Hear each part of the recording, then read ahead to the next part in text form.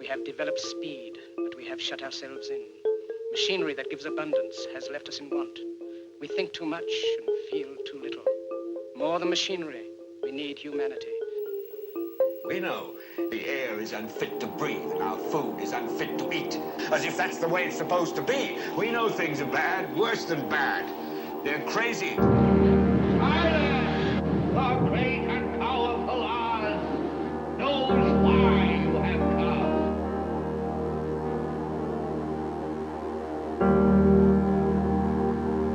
You've got to say, I'm a human being. God damn it. My life has value. You have meddled with the primal forces of nature. Don't give yourselves to brutes, men who despise you, enslave you, who regiment your lives, tell you what to do, what to think, or what to feel, who drill you, diet you, treat you like cattle, use you as cannon fodder. Don't give yourselves to these unnatural men with machine minds and machine hearts.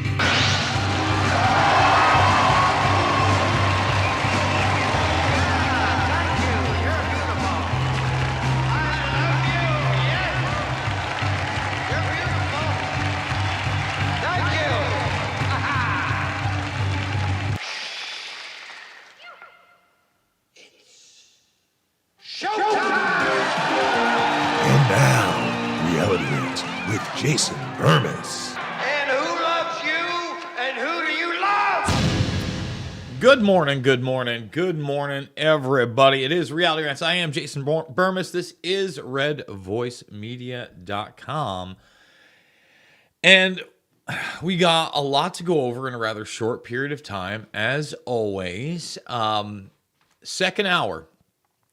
As you guys know, on Wednesdays, I pull it out of the archives most of the time. I really hope you watched the last 2 weeks. Again, these are exclusively at rvmrumble.com. You can hunt around and find them maybe. But honestly, I'm like so shadow banned. And some of these things, for instance, the Dark Overlord documents, and that piece, still, I think, some of my best work in streaming or podcasting or whatever they want to call it. Live research. I think some of my best stuff still 5 years ago. That was 5 years ago. Long time. Okay. And on top of that, we got an interview today. Before that, we did the MK Ultra stuff. All that stuff holds up. And the 9/11 stuff in particular, we're going to get to in the second segment. Because there was a development on that, and you kind of, I don't want to call it, I'd call it the law of attraction. I'd call it synchronicity in some cases, but really what I would call it is hard work throughout, believing in what you say, meeting the right people, and trying to build relationships, build bridges with those people, and not burn them. But we'll get to that later, okay? Because Biden's the lead story and all that good stuff. But second hour today is going to be an interview I did with James Corbett close to 2 years ago. I believe it's January of 22, third week. And we talk about the post-truth world. And we go over heavily that NASA document. In fact, if we have time in the run-up, I'm going to be playing one of my Clay Clark presentations that to me, again, getting the opportunity, I'm speaking in California in mid-December to show people evidence they have not seen before from all angles, and this will build into the second segment, is very important. I'm not here to just preach to the choir. And I often talk about how I'm the little guy, but I feel like my audience is the little guy too. And I want to let you know, we're not that small. We reach people, okay? We get people thinking. And that's why when we get into the second segment, right out of the gates, I want to give a shout out to Richard Andrew Grove. Used to do the Tragedy and Hope thing, Grand Theft World. I see a lot of his clips now making its way onto Twitter via the researcher, listen _ to learn, who also is coming around on the Musker nuts not being the best thing since breakfast. So many people that have their blind spots, including me. I'm not perfect. I don't get everything. I don't see every single piece of evidence all the time. Sorry, I don't. In fact, the evidence that was sent to me yesterday and kind of triggered these events, cliffhangers, was something I was not aware of in a long time of research. Now, let's talk poopy pants puppets. Let's talk media. Let's talk gruesome Newsom. Let's talk Xi Jinping, China, the whole shebang. Now, look, I'm kind of in jest saying the boss is in town, right? Here comes the boss. Truth of the matter is, Xi Jinping isn't really Biden's boss, but he certainly holds more sway at the global table than Joe Biden ever could at this point, because Joe Biden doesn't run anything. Okay? There are other people that represent U.S. interests at that table. Xi Jinping and his dudes, they're there. The man, whether you like their system of government, whether you loathe their system of government, whether you think it's, well, somewhat okay. You know, I do think that there is a lot of China-phobia, just in the regards to how many people are there. They're managing 1.2, maybe 1.3 billion people. Billion with a B. Now, I need people to understand how significant that is. Okay, because a lot of people don't get it. We, in the United States, if you counted every single illegal, we're probably on the verge of 400 million. Okay, probably not quite there. That means they're managing 3 times as many human beings. Now, because of their culture and their government history, they have been more manageable. And again, I'm not trying to knock anybody, but Asian culture, you can ask, in fact, James Corbett is the second hour, by the way. James Corbett lives in Japan.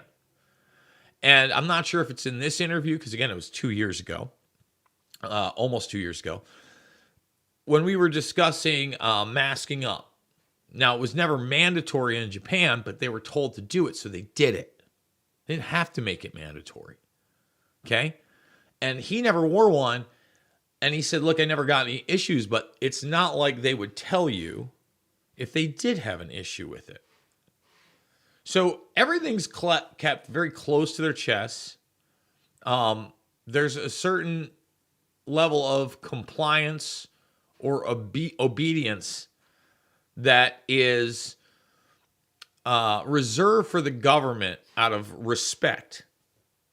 Okay? And this is kind of their belief system. So that's one of the ways, other than force, of course, that China has been able to implement things like a social credit score,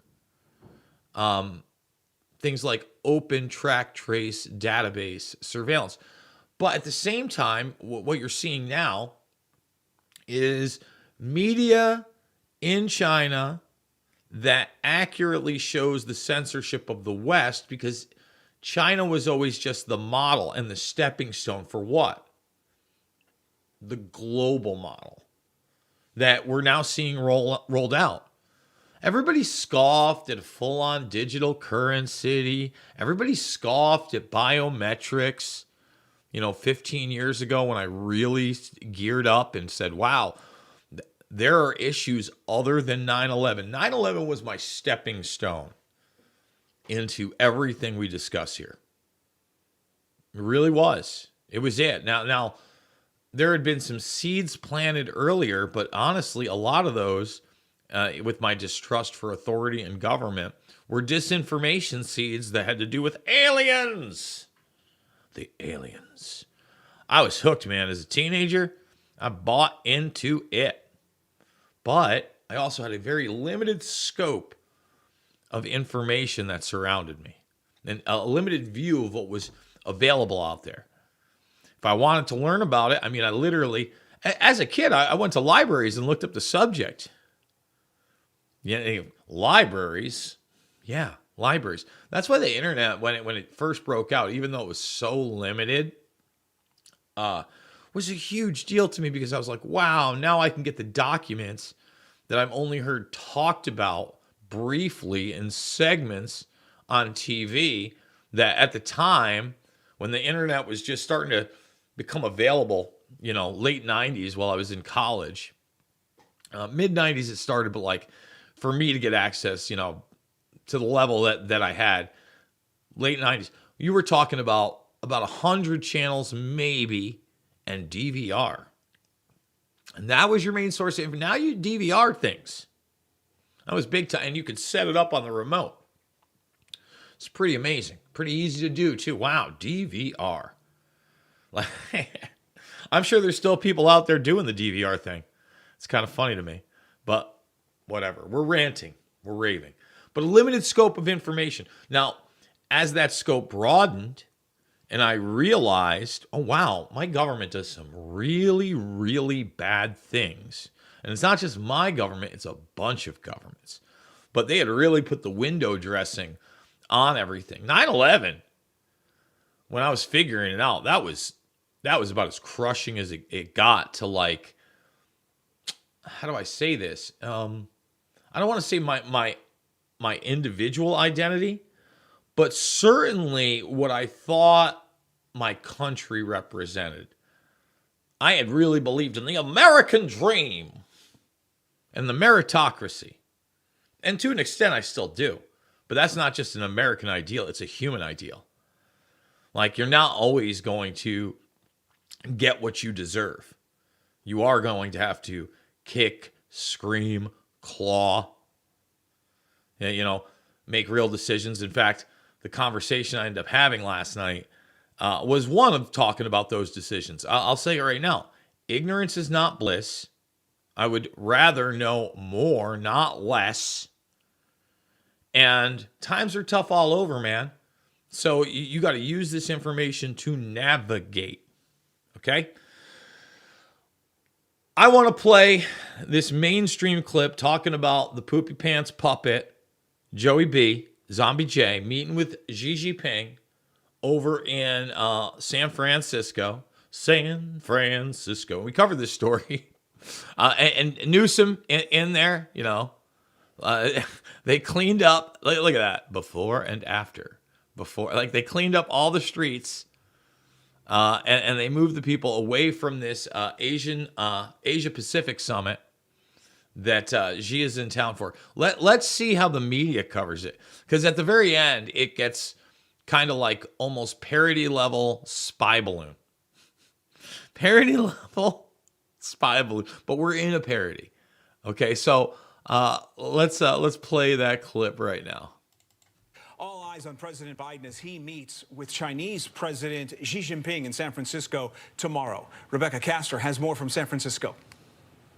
Here in San Francisco, President Biden is set to join more than 20 world leaders at the Asia-Pacific Summit. But all eyes will be on a conversation happening on the sidelines tomorrow between Biden and China's President Xi Jinping. It's not really a conversation, okay? Biden's going to mumble some talking points that are on a sheet. Won't really be coherent. His handlers, the people that really run the show, will have a representative there. And there will be, of course, the interpreters. This is going to be a dictation by Xi.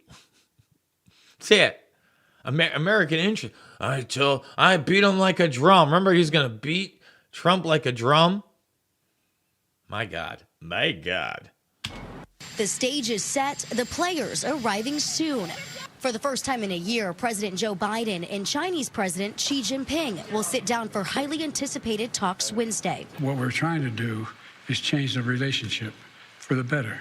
The two leaders flying to San Francisco for the annual Asia-Pacific Economic Summit. Topics on the table include trade, climate change, and military conflicts around the globe. President Biden laying out his plans Tuesday. To get back on a normal... I mean, Yeah, he looked. He looked cognizant. And now we could probably pick this out. I mean, just get it right to here. Yeah, I mean that's the guy who's supposed to be running the country. Even if we went to this thing, I have no idea for how long he spoke, but how many of these moments were there? I mean, I didn't even see the gaffe on Veterans Day. We didn't play that.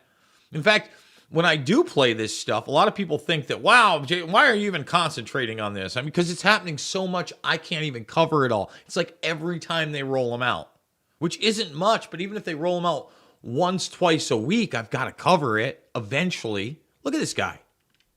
Laying out his plans Tuesday. To get back on a normal course of corresponding, being able to pick up the phone and talk to one another if there's a crisis. Another issue lawmakers want President Biden to address, the fentanyl crisis. If China stopped the sale of chemicals used to make fentanyl, it would not only save countless American lives, but even benefit China, as it would go a long way to improving China's image in the minds of Americans. San Francisco is one of the cities struggling the most with widespread drug use, homelessness, and crime. The city undergoing a major cleanup effort ahead of the conference. I know folks say, oh, they're just cleaning up this place because all those fancy leaders are coming into town. That's true. Some Republicans. We don't give a flying mother truck about the people that live here that have been paying $3,000 to $5,000 for a 600 square foot apartment that sometimes they need a roommate for. Yeah, all these fancy people we clean. That's true. President Biden is underestimating the rivalry between the two countries. We are in a great power struggle. They're fully weaponized. They're playing in space. They have a larger Navy than we have right now. They're hell-bent on world domination. The war in Israel is sure to come up in tomorrow's talks, and it's also possible President Biden brings up the Chinese spy balloon. The spy balloon. We're going to take a break from the dark cartoon we all live in, and we're going to go to a word from our sponsor. Thumbs it up, subscribe, and share. It's Reality Rants. Attention Americans, breaking news. Biden's dangerous plan for a digital dollar is underway. Don't be fooled. It won't benefit you. Take action now. The Federal Reserve phased deployment of FedNow began on July 1st, 2023. Be prepared. This may catch many off guard. Your hard-earned assets are in jeopardy. But there's a simple legal tax loophole to opt out of the digital dollar. Reach out to American Alternative Assets for a free wealth protection guide and discover how to safeguard your wealth with gold and silver IRAs against a failing dollar and volatile markets. Visit protectfrombiden.com. This invaluable guide provides precise steps to transfer your IRA or 401k into precious metals without any tax consequences. Be smart. Don't let Biden force you into using the government's new digital dollar. Visit protectfrombiden.com to get your free guide and get started. Again, that's protectfrombiden.com. And we are back. So there you have. I mean, it got to spy balloon territory. Guys, again, not a Chinese spy balloon. All right. That was clearly a giant satellite communication system on a balloon. You can go to NASA's own pages. Well, in fact, we'll do it live. Haven't hit it all week. We'll do it live. Okay. We'll do it live. Fuck it. Do it live. I'll write it and we'll do it live. So here we are. We'll just type in NASA balloon program. Okay. Now, again, I watch it. Here are the scientific balloons. Now, it's extensive because there's a bunch of the types. Look how giant these things are. These are large trucks blowing these things up. 8,000-pound payloads. Do you understand that? It literally shows you right here that they go up to 160,000 feet. This is a network, all right? And you can watch. There are videos after videos after videos of these things that are on their own things, media resources. Here are the pictures of these things going up. They're giant. Here's another example. Look at this one. Another example. Giant. Now, Seymour Hersh came out and said that this is a network of balloons for communications. Okay. You want to know about the Arctic treaties and all that? For navigation around the Arctic Circle. That makes a whole lot of sense. Now, is that the 100% truth? No. Was China involved in that? Probably. You know, seeing that we have this space program that includes our enemies like Russia as well, and we have the International Space Station, there's a lot they're not telling you. Chinese spy balloons. It's a cartoon, man. It's a cartoon where they got the American Psycho. I mean, like, if they were to make, again, American Psycho, which was a book, into the movie with Christian Bale, if they were going to make it into an off-Broadway musical with Dreams being on Broadway, they could cast Gavin Newsom. You give him a vocal coach 3 months tops. That guy's killing it. That guy's the guy, right? If you wanted to get like a little grittier with it, you'd hire character actor Walter Goggins, right? But I mean, if you wanted to go full-on face psycho killer murderer, Gavin Newsom would be the dude. Point that out. Okay. So again, like, I don't even know what to say except for that. There's a lot of people out there talking right now on whether or not we're even going to get to a 2024 election. I'm not sure what exactly is going down. That's why, you know, Vivek to me is important, because he's standing up there going, let's stop the farce. Joe Biden doesn't run the country. He's not going to be the nominee. Thank God someone's up there saying that. Because right now, like, I'll give you an example. You know, I'm still moving. I had the month-long overlap. So last night, I was putting some things up in the downstairs, kind of the fight den we call it. That's where we weekend hang out, fight den. Okay? Doing some work. Have YouTube on the background, as I often do. Yeah, there's a lot of ads. Every other ad, and mind you, every political ad was for Nikki Haley. Nikki Haley. In fact, I should play it because it's so out of control. We talk about China. She's sitting there going, and communist China, we're not just going to stop them. They're going to be on the dust heap of history. In her little white, like, ridiculous outfit. No, they're not. First of all, China's not going anywhere. Now, whether one day their form of authoritarian government, track, trace, database control, is circumvented and replaced with something else, that remains to be seen. I'm team humanity. I'd love to see the W. I'm not just giving up, right? I'm here for the W on humanity. The trash heap of history. Nikki Haley's the worst, man. She's so good. And I had a little bit of a sarcastic tweet about this yesterday. That JP Morgan CEO Jamie Dimon has held private talks with Nikki Haley because he thinks she's the only candidate that can save the economy. Well, I mean, if Jamie Dimon and JP Morgan are behind Nikki Haley, I must be mistaken about her character and the intentions of this presidential run. You keep my daughter's voice out of your mouth, or name out of your voice. I butchered it worse than Haley. By the way, can we get 100 thumbs up, everybody, no matter what broadcast you're watching this on? Again, second hour, exclusively today, over at rvmrumble.com. It's a conversation with James Corbett. And again, this is why I love doing this show, man. Because, you know, Red Voice Media, great. There's a lot of people at Red Voice that really aren't familiar with James Corbett. Or if they are familiar, they're really familiar through his excellent documentary work, right? Well, James is the man. I love Corbett.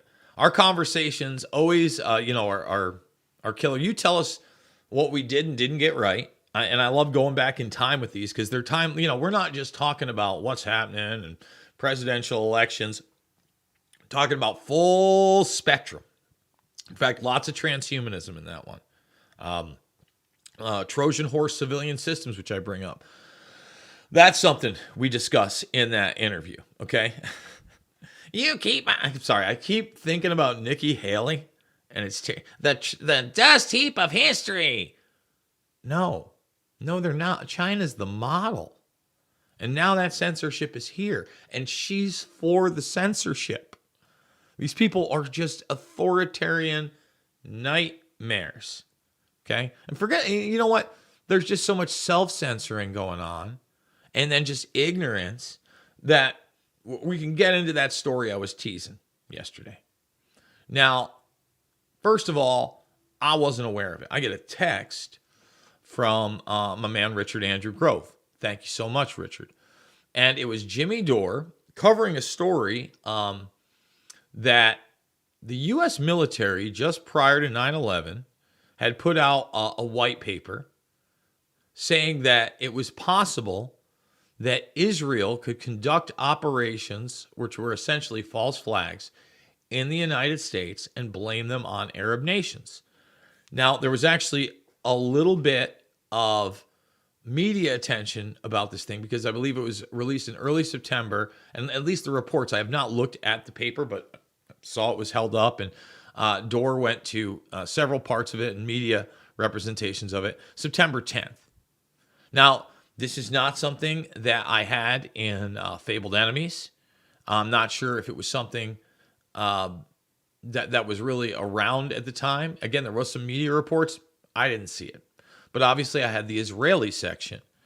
Now, during the conversation, there's actually something else that they brought up that I thought was interesting, and I'll probably end up sending their way. They talked about Building 7 as well. So now they talked about possible Israeli false flags prior to 9/11. They talked about Building 7, and they even talked about the 93 bombing, which I need to send them stuff on.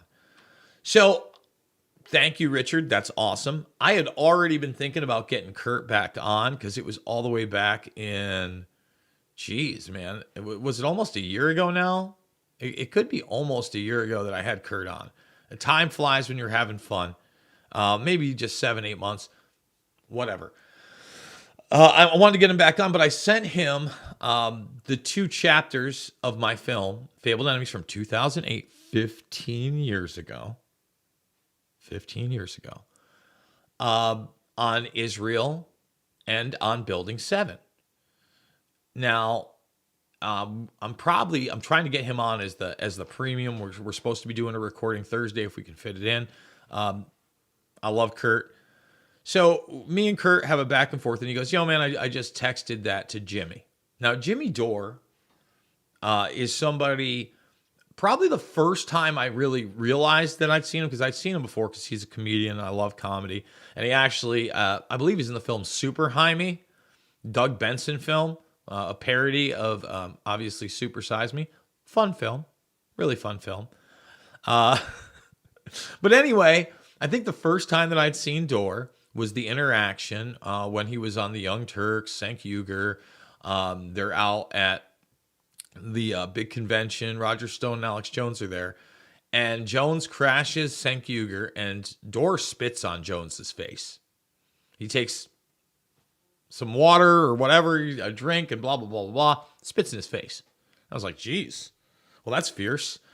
And then I started becoming aware of his stuff and watching it. And probably like 2016, 17. Like, oh, wow, this guy's starting to get it. Like, and he was one of the few guys on the left that wasn't really taking a partisan side on a lot of issues. Now, I still, to this day, have my disagreements with Dore, but gradually he's gotten better and better and better and better and better. And he's an honest guy, and he's funny. And I like his style because he's like, why is it up to me as a jag-off comedian to be doing this? Shouldn't this be the media's job? Shouldn't somebody else be telling the truth? Well, guys, like, for instance, and we'll also get to this next segment, the only person or outlet that I know of that reported that Dazik, and so far it looks like it was a closed-door hearing. If anybody can get me the transcribed testimony of Dazik yesterday, and we got to be careful, we're on the first hour, Like there's still certain things I can't say on this hour. In fact, that's why we did the whole second hour on this story. It was Red Voice Media, this network, my other network, and I'm just going to play a short clip of my discussion, what I can, a minute and a half clip of with Andrew G. Huff, one of the the Eco Health Alliance whistleblower. Okay, we had a discussion about DARPA, the Department of Energy, an hour-long conversation, must watch. It was us and the Daily Caller. And so far, the Daily Caller is on, and there's actually a video of Dazik getting asked a question that I probably can't even play here, because I'll probably get taken off for medical misinformation. But Dazik doesn't look happy. Okay, so shouldn't the media be doing that? And by the way, I ended up sending that to Jimmy because he ended up reaching out to me. So he must have watched either one or both of the segments that Kurt sent him. And I'm not going to say what he's asked me behind the scenes or anything. It's still a private conversation. But like, you know, I just said, hey man, you've been doing this for years. You're one of the best. I basically sent that same message that, look, I thought, especially with 9/11, because there was just so much evidence. And I thought that we had put it together, myself, Dylan, Corey, Loose Change series, in such a manner that change would happen. People would finally be accountable. This event was just too great to cover up. Boy, was I naive. So now, again, I'm at the level of not only just going all out and telling the truth and saying, listen, we got to try to hold people accountable and we got to take action in our own lives. But at the end of the day, right, you're going to have to navigate this. And it's like, stay human, brother. Stay human, sister, because that's the end game. They're literally looking for their directed evolution. Okay? That they're not only social Darwinists, but they believe that they're going to engineer what the next step for humanity is, and that's stripping us of our humanity. We'll be back after this word from our sponsor. Thumbs it up, subscribe, and share, everybody.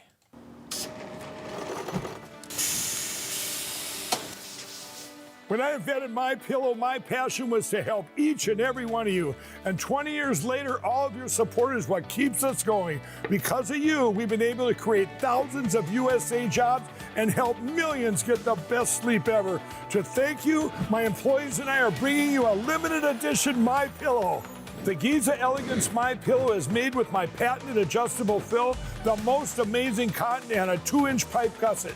It has 4 custom loft levels, machine washable and dryable, and you get my 60-day money-back guarantee and 10-year warranty. Go to MyPillow.com or call the number on your screen. Use your promo code to get your limited edition 20th anniversary MyPillow queen size. Retails for $69.98, now only $19.98. That's right, get a queen size MyPillow for only $19.98. From all of us here at MyPillow, thanks America! And we are back. So I want to hit a couple of these stories. I want to play the clip of Andrew G. Huff, the author of The Truth About Wuhan. And what I really like about Huff, by the way, is the fact that Huff, you know, I've seen people be critical of him. Huff goes with a leak all the time, but he does say there's a possibility of something else. Now, is that as far as he can go? I believe Huff's a little bit younger than myself. Obviously, a really, really smart guy. And a guy that was surrounded by a world most of us cannot even imagine. And that's why I decided to play this small clip. Again, we talked for an hour. You know, with commercials and everything, I think it was like 54 minutes we get. We get 54 raw minutes to talk about the Dazik story. Again, Dazik testified yesterday, and no one covered it but the Daily Caller. At least the Daily... You know what? Shout out to the Daily Caller. You showed up. You put him on the record. Shout out to you. Good for you. That's the kind of journalism I like. Even though it's 40 seconds, you got this. You did it. Yeah, well, I don't want to answer that question. Well, nope. And remember, they've already supposedly provided that documentation all the way back to 2014. Now, we've talked about the Department of Energy and the not only radiological but biological experiments they took part in. It's an innocuous name, the Department of Energy. You don't think much about it. I wish we had the DOE clip. Maybe I'll pull that tomorrow because Huff literally says, after I bring up the fact that it was the Department of Energy that had to admit to all these horrific experiments on human beings, United States citizens, right? In that Clinton thing, we showed it yesterday on air. He's like, you're literally the first person to ask me that question. The Department of Energy is listed in the document for all the records from 2014 with EcoHealth Alliance, by the way. And he just straight up said, I've got to be careful on what I say, but basically all the genetic stuff, okay? Hand in glove, folks. Hand in glove. It's not just about clean energy and solar power. No. No. So we're going to play this clip of Huff. In fact, let's hold on. We're going to do a little test here. Do we actually have the right one up? No. Why would we have the right one up? Why would we have it up, the right one? Let's see. What is it? Is it display one? It is display one. So let's just watch this 1.5-minute clip. If you look at some of the interesting aspects of the genetics of SARS-CoV-2, it does look like there's a missing sequence, right? So there's a missing relative between this specific strain called HKU and another one called RAT13. So there's a missing link here between these two, and that's how SARS-CoV-2 develops. And really, it's the hunt for wherever this missing familial family relative is of these two agents. I believe that was in possession at EcoHealth Alliance. And a little bit about my story is that I started speaking with an individual by the name of Mike Bennett. This guy calls me up at work. He pretends like he's interested in buying some of the biotechnology that my company was selling, and then he quickly moves or segues the conversation to talking about all my time at EcoHealth Alliance.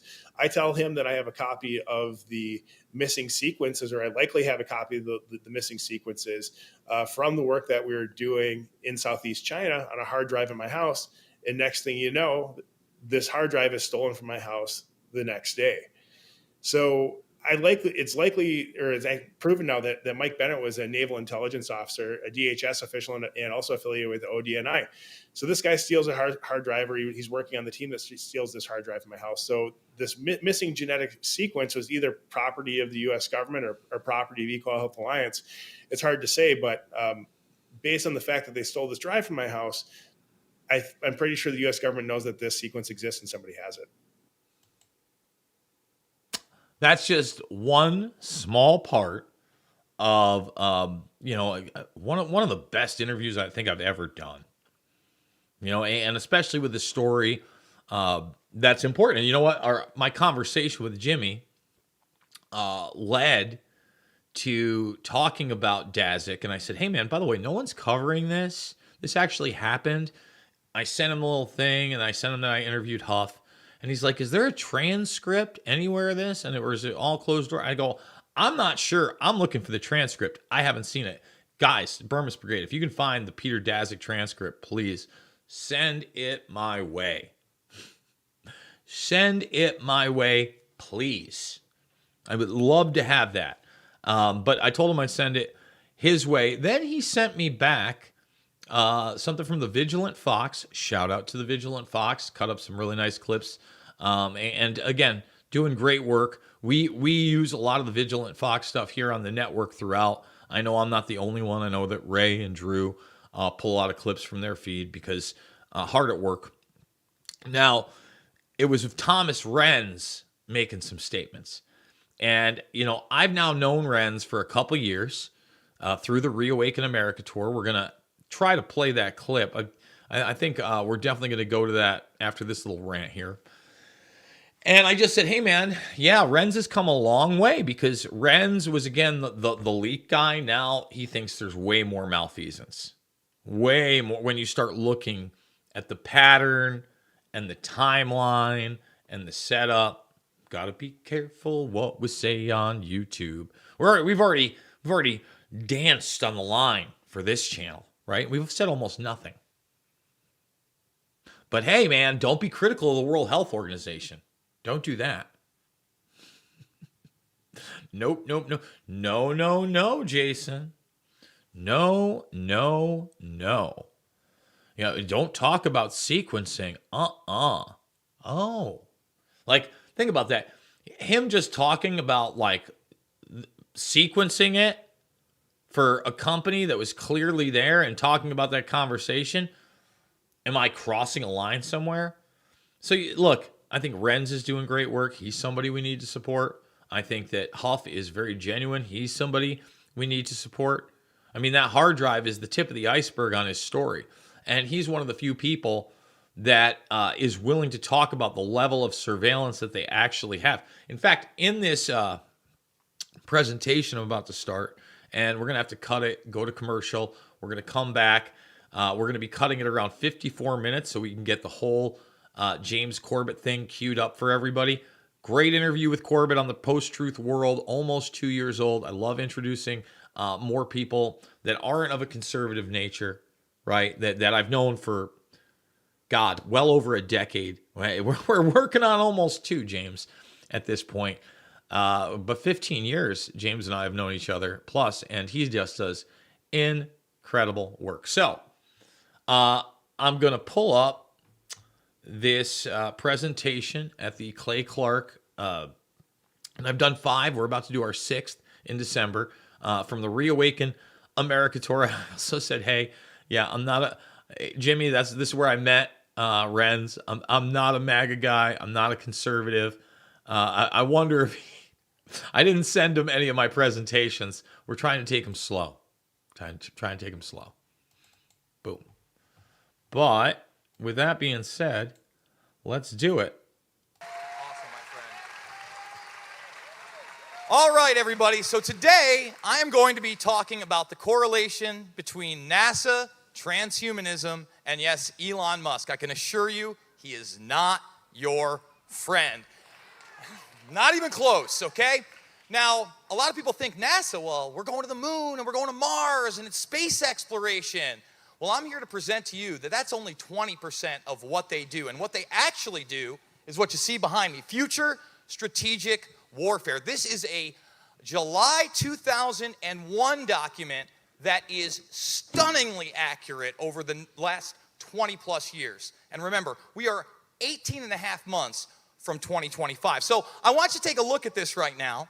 And you see that this is a DARPA document, the Defense Advanced Research Projects Agency, CIA, FBI, Office of Naval Intelligence, Australian DOD, and they're welcoming the bots, Borgs, and humans to 2025 AD. And you'll notice in the corner there, it says, these are all based on data, trends, analysis, and existing technologies. Okay, this is a 20-plus-year-old document, folks. No pixie dust. In other words, what we're going to present here is all reality, okay? So, if you take a look over here, you'll see that the global warming agenda and the climate change agenda is also a NASA agenda. And that agenda is a population control agenda. You'll also see they're going to genomically design and repair human species and even mind children. Yes, that is brain chips, transhumanism, which they go over extensively in this document. We're only going to present a few of these slides, but it is 100+ pages. And you will notice that they accurately predicted that the bio-nano era would begin in 2020. Why do I say it began in 2020? What do you think the shots were? Whether you took the mRNA or the vector shot, they were all biological nanotechnology, and they just injected billions of people with it. Now, if you look there, they don't know when it ends. But the virtual age is next, and I'm going to present to you that virtual age is actually us uploading our consciousness and the end of humanity. It's unfortunate, I know. So, we take a look here. They talk about smart dust, utilized in the Gulf War, the Second Gulf War, and the War on Terror, nanotechs everywhere, co-opted insects. Yes, that's genomically engineered insects, not only for surveillance, but also biological warfare. Really fun stuff. If you look over to the second one, they talk about stabilization of the world population, okay? And this document's by a guy named Dennis Bushnell. He is still the chief scientist over at NASA. He's been around since the Gemini days, pre-Apollo, and after this next slide, you're gonna get to meet him and hear what he actually has to say about all this. So the last thing I wanna bring up is one of these slides right here. Remember, this is pre-9/11, and they're talking about exploiting CNN syndrome. What is CNN syndrome? Well, they coined that term after the first Gulf War because they realized they could manipulate the populace through propaganda and the news. Shocking, I know, because CNN is so great, right? If you look over again next to that, you'll see what's inexpensive. You know, the blast wave accelerators, the ICBMs are there, but what else? Information, internet, and psychological warfare, including binary biologics into the food supply, all right? And then, what I will argue we will talk about today, Trojan horse civilian systems. What does that mean? What is a Trojan horse civilian system? Well, they always tell you Facebook's a private company, Google's a private company, Twitter's a private company. They are not. They are Trojan horse civilian systems to get all of your data, all of your information, and then censor you with impunity. I promise you that. So, here we have Dennis. Dennis is at a presentation all the way back in 2011, and we're gonna let him speak right now about the lower standards of living, population control, really depopulation, and how it's Malthus 101. And if you know anything about Malthusianism, it is what is a life worth. So let's play this clip. The code word is sustainability. The crashing of the ecosystem is due to population growth and the way we're now living, our standard of living.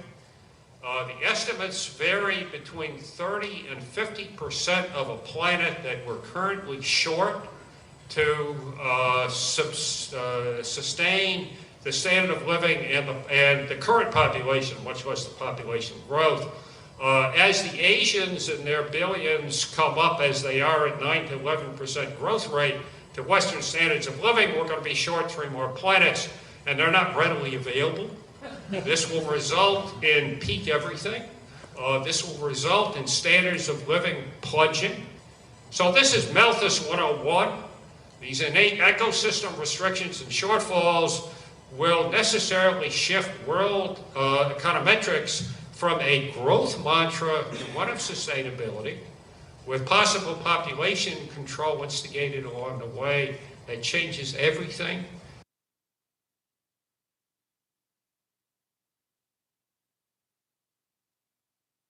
That changes everything. We're going to take a break.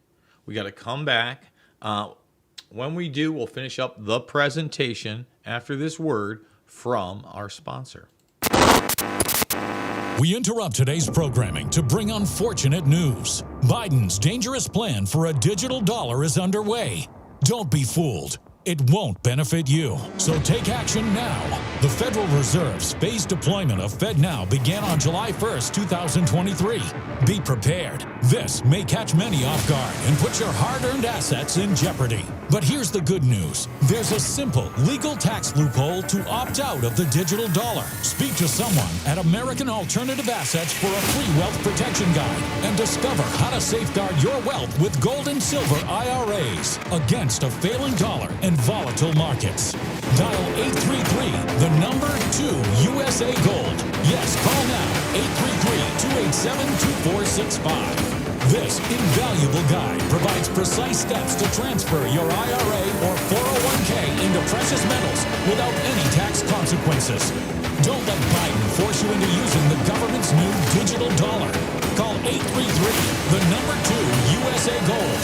Yes, call now, 833-287-2465. Act swiftly, 833-287-2465. How many of you...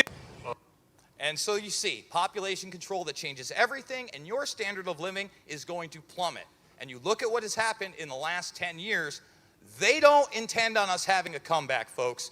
So The next clip we're going to play is Dennis expounding on this and letting us know that over a decade ago, they'd actually already put 10,000 brain chips in human beings. We'll get to what the number is now. We're not talking just cochlear implants or retinal implants. We are talking DARPA super soldier type implants, mind implants, and beyond.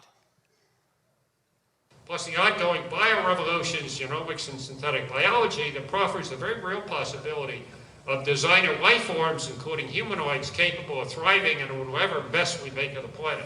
In terms of employment, just as an example, we are in a jobless economic recovery. There's about 7 million jobs missing.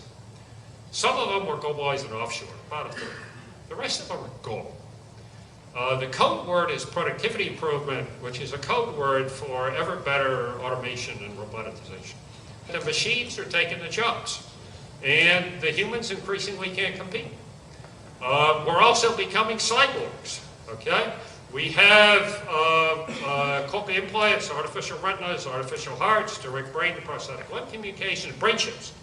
We put brain chips into about 10,000 people. It affects congenitally defective brains. DARPA's working on brain chips or super soldiers. 15, 20 years out, if you don't have the latest chip in, you can't compete, particularly with the machines. Okay? So we are merging with the machines.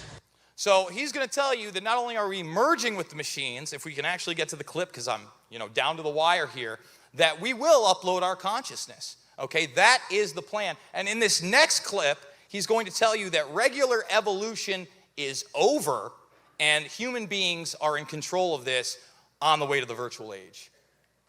Humans are now becoming cyborgs.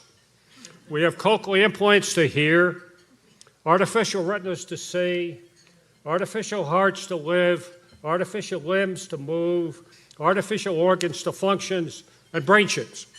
There's a couple 100,000 people wandering around with brain chips now to fix congenitally defective brains and increasingly to fix memory and other things. DARPA's working on brain chips for super soldiers.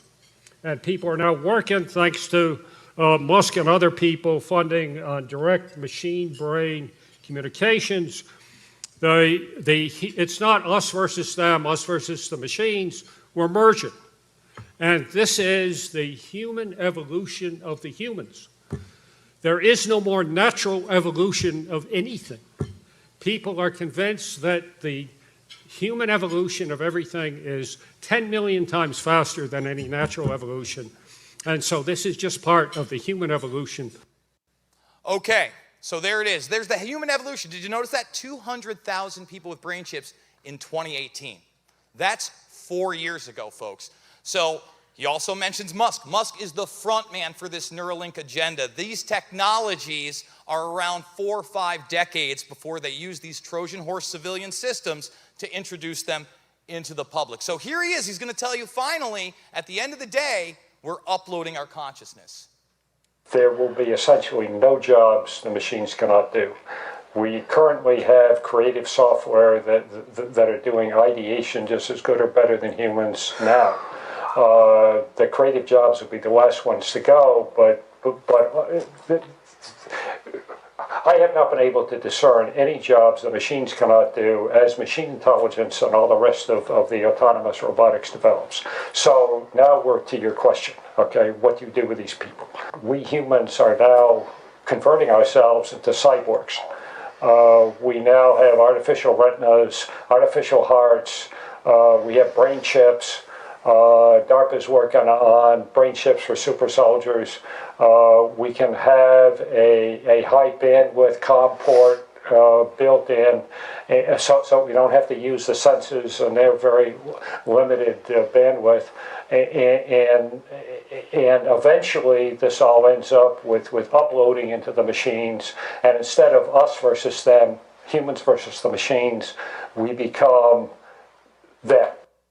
So when we talk about these kind of systems that are going to bring us into that, Google is one of them. Google actually works with NASA, has for well over a decade, and they achieved quantum supremacy all the way back in 2019. Now, Musk, what's he up to? Well, if you didn't know, back in the 80s, there was a program called Star Wars where we weaponized space, the Strategic Initiative Program.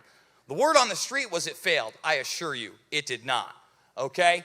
In fact, you can hear him here, hopefully we'll have enough time, talk about weaponized satellite systems that Elon Musk is launching via SpaceX. This is the Blackjack program. He just launched one last week. He launched them over Easter weekend, and his Starlink satellites are actually being used in the Ukraine for warfare. So let's hear Bushnell talk about these type of satellites. The second one is the Russians apparently have satellites up there that not described. They're moving in strange ways. And there may not be normal satellites, maybe doing something different. So what's that all about? No comment. Oh, come on now. No. Killer satellites? Are they? No? Okay, all right. Sorry, Ty. One for two. What he didn't tell you is I'm the NASA rep to the National Intelligence Council.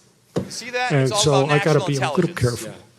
So it's about the Defense Department, it's about national intelligence, it's about weaponization of space. So take a look at this right here. You can talk about the Skynet DARPA program, which is Blackjack, and that SpaceX, again, right over Easter, is continually launching these devices. In fact, that's where he makes his money. He launches military cargo anywhere in the world in 1 hour.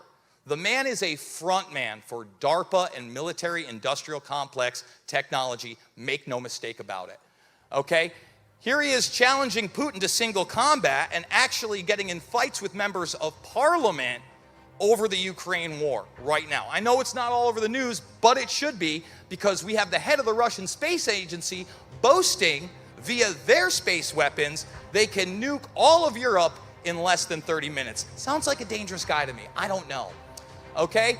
And there you are. You see that Starlink changed the war, according to the Ukrainians. And they have actually, the Russians have actually announced a space war against Elon Musk. The music is playing, folks. If you want to see more of this information, please check me out at rockfin.com, ROKFIN.com. Or at redvoicemedia.com.